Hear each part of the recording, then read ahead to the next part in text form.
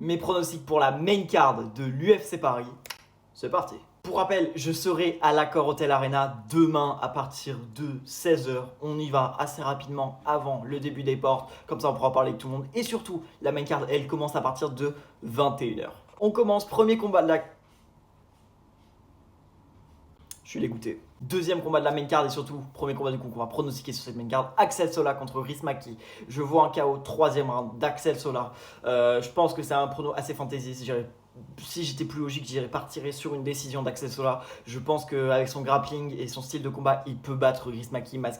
Maki, c'est quelqu'un qui a une grosse puissance de frappe sur son bras arrière. C'est quelqu'un qui est très longiligne, qui aime bien jouer avec la distance, mais il n'a pas du tout une bonne défense de takedown. Il prend facilement la pression contre la cage et je pense qu'Axel Sola peut jouer de ça pour la victoire. On continue avec Modestas Bukauskas contre Paul Craig. Simple, efficace. Modestas Bukauskas par KO premier round. C'est soit Bukauskas KO premier round, soit Paul Craig par une soumission, n'importe où dans le combat. Et je pense que Bukauskas arrivera à connecter Craig dans le combat.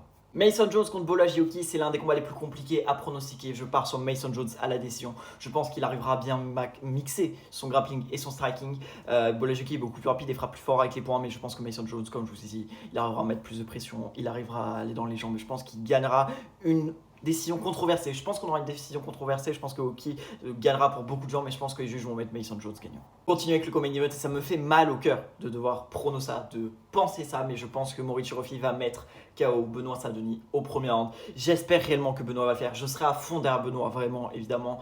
Mais je pense que Ruffi va réussir à le connecter premier round. Pour moi, c'est soit Benoît arrive à le précéder contre la cage, coup de coude, coup de genou, l'emmener au sol et le soumettre, soit Ruffi le connecte en fait en moins de 30 secondes, presque moins d'une minute, tout ce que vous voulez, premier round. Et je pense que c'est ce qui va arriver. Je pense que Ruffi arrivera à connecter Benoît. Et pour finir le main event, Nassourdine Imavov contre Caio Borraio. Victoire par KO, quatrième round de la part de Nassourdine Imavov. Je pense que Nassourdine arrivera à le finir. Je pense qu'on est totalement sur un nouveau Nassourdine. Nicolas Haute veut absolument que ses combattants finissent sur un finish. Et je pense que c'est ce qui va arriver. Par contre, je pense que Borraio est quand même vraiment endurant. Il sait prendre les coups. Donc je pense qu'il va être long à terminer. Mais je pense que Imavov va gagner les 3 premiers rounds, ou en tout cas 2 des 3 premiers rounds. Et il va finir Caio Borraio sur le 4e round.